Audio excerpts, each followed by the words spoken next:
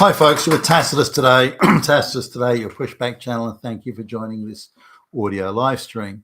Please listen to this presentation as you would a radio broadcast. In this essay, I'd like to talk about the issue of sort of boy meets girl type relationships, romantic relationships, or even straight out sexual encounters and so on. I was looking at a few articles recently where there's a claim that between 80 and 85% of all boy meets girl type stuff is happening online, that people aren't doing it on the traditional sort of ways. If you go back in the pre-internet or even where most of, say, Western society was still, or a lot of it was still agricultural, there'd be every so many weeks there'd be a local hoedown or a dance, or hoedown's a bit of an unfortunate term, isn't it? A dance, so that sort of the girls chaperoned by their family and under the supervision of family members, boy can meet girl and so on, and husbands and wives can be found, or suitors can be considered, and so on. This is very much how things were done. And in the pre-internet days, when certainly I was growing up as a kid and as a young man, from my perspective at least, if I saw a girl that I liked, and when you're just doing it on the basis of visuals, it's because you think she looks nice, or then I would approach them and say, hi, my name's Billy Bob, and would you like to go out on a date or something? So it'd be that type of thing. And I didn't have much of a problem doing that. Now you take a high risk because the girl can get sort of insecure, or the shock value of some guy just approaching them like that, and so you've got to get used to girls telling you just, hey, why don't you get lost, buddy? And but you'll get some that'll say, okay, well, let's have a cup of coffee or something. So that happens, and I haven't really had that much of a problem with it. Now, as someone who took the view of that in the workplace, I thought it was, well, not so much inappropriate to ask girls out on a date, but it was just, it was a lazy way of getting a date, because they're there right in front of you, they're there, you're next to them. Now, there is the benefit, of course, because you're working alongside them, or their work colleagues, that you get to know them better than you would just some rando chick that I might approach in the street or something. But nonetheless, similarly, the idea of the girl next door sort of was a little bit off-putting to me. Well, not off-putting, maybe that's the wrong way. Again, it was the lazy way of doing it. Lazy way of getting a date, I thought, of just, well, she's there, she's next door, you kind of know her, her folks, and why not? There's no work involved. You can, and also you got that benefit of having a somewhat an idea of how they may receive your approach. And because you're living next door, she's likely to be quite polite if she's not interested. When they were rejecting a date offer back, certainly when I was a young guy, they'd say things like, "Oh, I can't. I have to do babysitting that night." Because whereas boys would have jobs, lawn mowing or something back then, girls would often do babysitting for people. Like a nanny or something, that type of gig, just like an after school gig. So again, I saw, but that's just me. I mean, what do I know? But when you look at this idea, and again, the internet didn't exist back then, so that's a different gig. When you look at claims, and I'm not sure if there's this many. I mean, could it be 80 to 85% of all boy meets girl stuff they're online transactions. Now, if you look at the wider background here, you have to be careful in the workplace. If a guy asks a girl out, he can suddenly be dragged in front of HR and be accused of being a patriarchal, misogynist sort of rapist, in embryo rapist or so. So you guys need to be careful there. He's stalking me. Well, what do you mean? Well, he asked me out on a date. That's it. He's obviously a Nazi. So you have to be careful, I guess, in the workplace. And a lot of young boys or young men who've been through the feminized school system have been told endlessly that they're all rapists, patriarchy, misogynist Nazis, and And if you ask a girl on a date, what you've really done is pack raped her, and this sort of thing.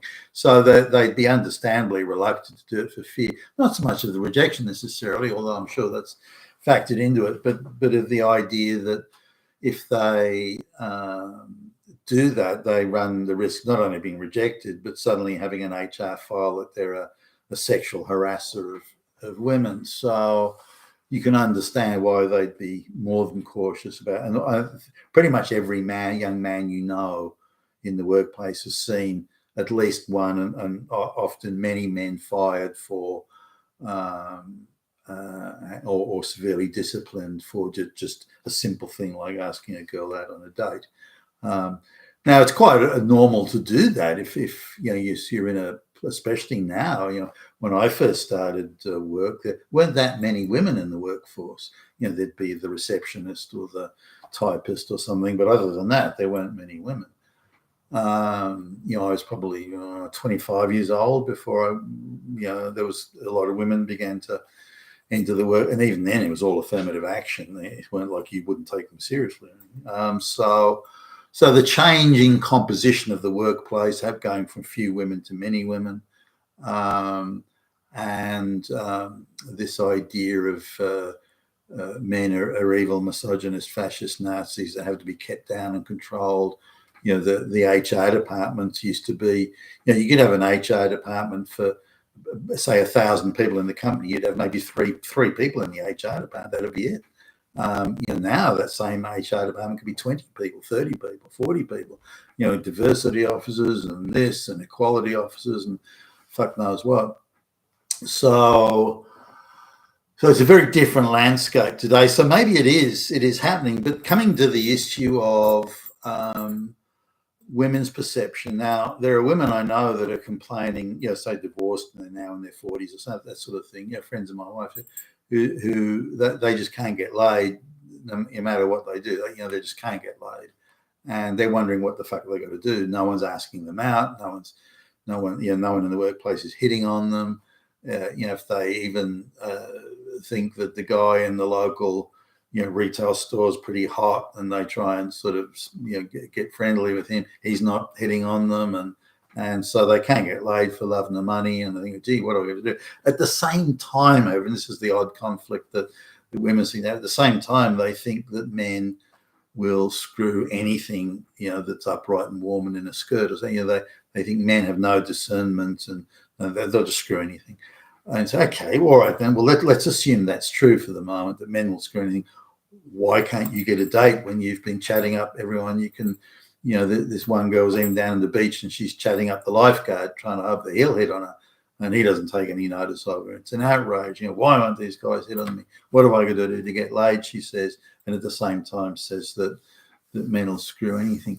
So it's an interesting sort of dilemma there, and I think women paint themselves, or many women paint themselves into a corner. Now, coming sort of back again now to my personal experience, there's quite, I'm 62 now. There's an age where in the 60s, and there's quite a few men having heart attacks and strokes and this sort of thing, and they might have, and some of them do, have wives that still have quite an active libido and still want to, get laid and all this sort of stuff. And some of these women, whether with or without the sort of agreement of their paralyzed husbands, some of these women sort of have this thing where they say to the husband, look, I need lots of dick still, and okay, you can't do it. I don't want you to die in the middle of the intimate act, so you need to take care of your health and all that. But I need to go out and find guys that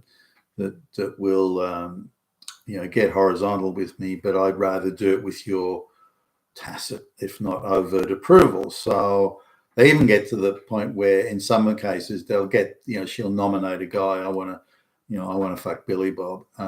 And Billy Bob doesn't know this, by the way, and they get Billy Bob to come over, and kind of the guy who's just had the stroke and the wife, they'll sort of interview Billy Bob with the idea, and then they'll both talk about, yep, okay, you can screw Billy Bob. No, I'm okay with that. And Billy Bob's a fine, upstanding. Anyway, so I've had a few more than a few actually, older women approach me and say, look, you'll do. I've had a think about it. I've decided that you'll do. You can, I'll let you screw me. And now I find that odd, because the assumption they come with is that I will be, I will, urgently want to, I won't be able, I'll barely be able to contain myself. The clothes will be coming off lightning fast, and I'll be in. Well, why would you think that? Well, I mean, men will screw anything. I mean, gee, man, all I got to do is offer it, and that's it. I've done my part. The rest of it's no. Well, why? Why would I, screw someone? I don't. I mean, I'm paraphrasing. I'm a little bit more delicate than this in that, I don't find you in the least bit attractive. You're the opposite of what I find attractive. I find, the look, there's a certain look and so on that I find attractive and sexy, and you couldn't be further from. Again, I don't use these words. You couldn't be further from it. So there is no chance in a million years that I would ever fuck you. If someone held a gun to my head and said, you got to fuck her or I'm going to have to shoot, they'd have to shoot me. They would have to shoot me. There is no chance I will fuck you. Now that's sort of apart from the fact I'm not out looking for it. That's another thing. But the issue here is that, why does she think I'll jump all over at the opportunity? Hey, I'm giving you the opportunity, and the shock on their faces is again remarkable to me. Well, what's the shock? I don't find you attractive. Yeah. And their response is, well, what's that going to do with anything? I mean, gee, that's a mere detail. And some even suggesting, look, let's get started. I know how to arouse a man. Hey, don't worry about the details. No. There is no chance that, either, firstly, I'm not available, but secondly, there is no chance I'd fuck you. Oh, who cares? No. And this is the bit that sort of surprises me. The view is that no man. Now there are men that I think, if you look at that woman in England, or whatever her name is, the one that fucked 100 guys in a day, and she had them all lining up down the corridor outside her apartment or something. So clearly there are men out there that are less than discerning. There's no question of that, and quite a few of them from the looks of it. Not that you could call her, not that you call Lily Phillips, I think her name was. Not that you could call her particularly discerning either, by the way. Nonetheless, this is the view. Now, I've got quite a lot of, attitude from this. Well, why not? Why won't you fuck me? What's wrong? I'm now the perception of I'm sort of petite and slim, and what else do you need? So, well, no. I mean, do you want to go into detail? I mean, you've got terrible skin. You've got I don't like your fucking attitude. There's just no way it's going to happen. You're not keeping yourself in good shape. Don't think just because you're slim that means you're in good shape. You're not. So this is something that why are they perplexed? Why are they annoyed? In some cases, they get quite irritated with me. Why not? Like I'm the one being difficult or hostile. But as we sort of pan out and take a wider angle view of these things, what's going on? Why can people not talk to each other anymore? Why is the assumption that men have no discernment? And why is it when I go to the beach and there are hundreds of women on the beach, hot summer's day? Why is it I'm there's lucky if there's one or two I think are hot. The rest is, wow, you got to be kidding. Why are you showing so much flesh when you're looking like that? But then I'm a difficult one. Maybe a lot of women have complained over the years. How come you're so choosy? Well, why are you so choosy? Well, you know how it is.